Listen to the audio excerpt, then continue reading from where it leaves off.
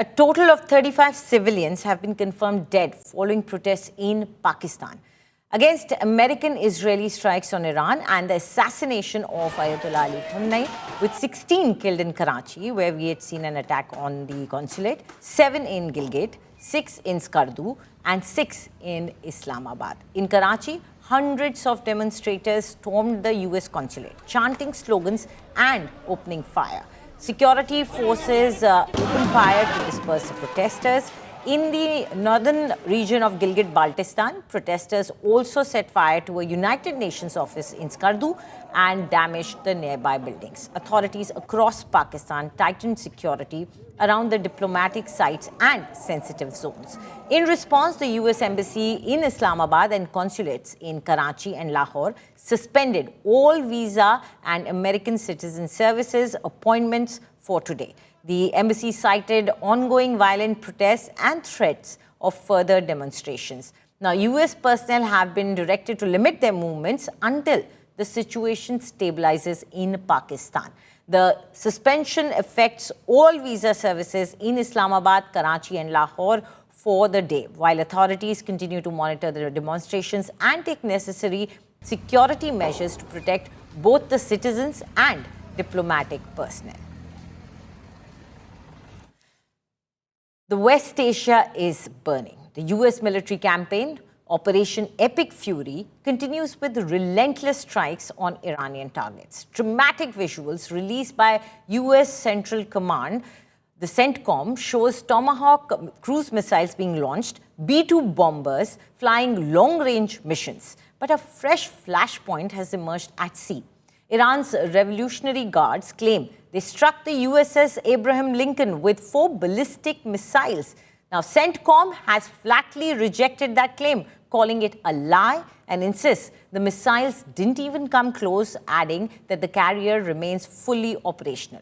More visuals were released by CENTCOM to show the firepower that is being used against Iran: Tomahawk missile strikes, stealth bomber deployments, and carrier-based air operations, underscoring the scale of US involvement.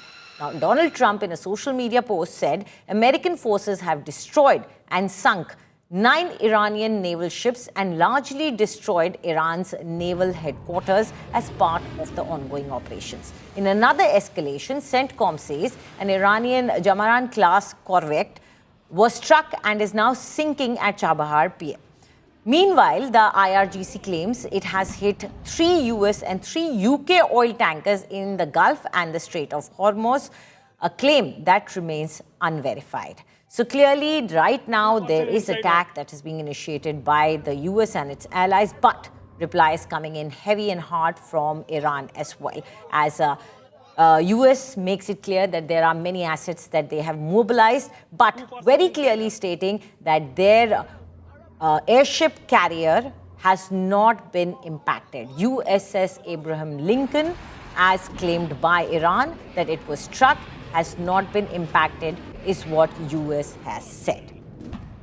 Now let's see US bases that are within the range of Iranian missiles. Remember, Iran had released a video of its massive stockpile of missiles and unmanned vehicles. So let's look at it. Where are the bases which are within that range? Now, if you look at Khorramshahr, HR and Sejil, well, it is in 2,000 kilometers range.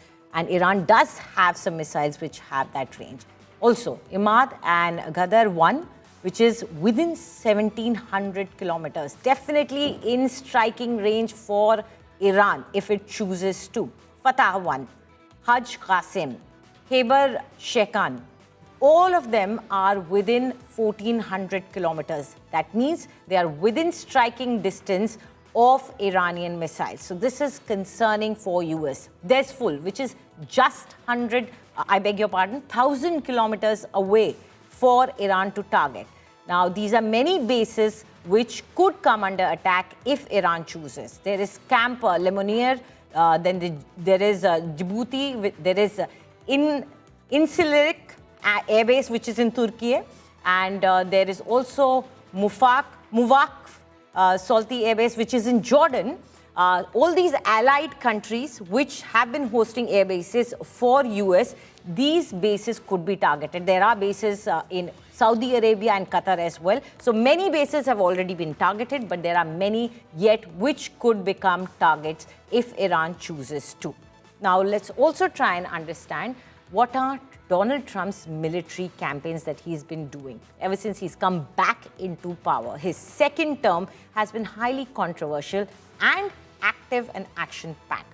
Venezuela, we saw how the US forces went within the country and managed to grab the president. Now, Iran, we saw the Operation Midnight Hammer happening earlier.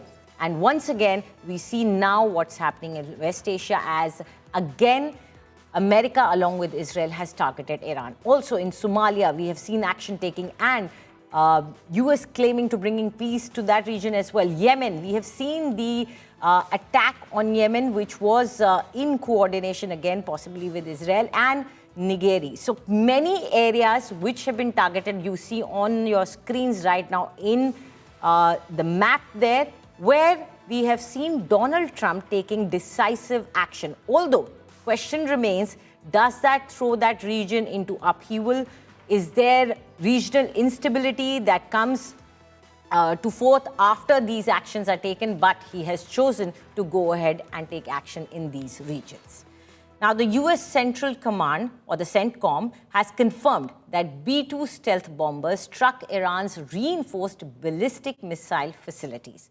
The long-range bombers flew directly from US to Iran. Once again, we had seen that happen earlier also, and dropped dozens of 1,000 kg bombs on military establishments in Iran. The B-2 Spirit bomber is designed to evade radar and deliver heavy bunker buster munitions directly against deeply buried targets. With a long range, the aircraft can fly without refueling and is extendable through aerial tanking. The aircraft is capable of flying from US mainland to distant war zones, as we have seen now in Iran, and earlier also it went all the way to Iran from US mainland.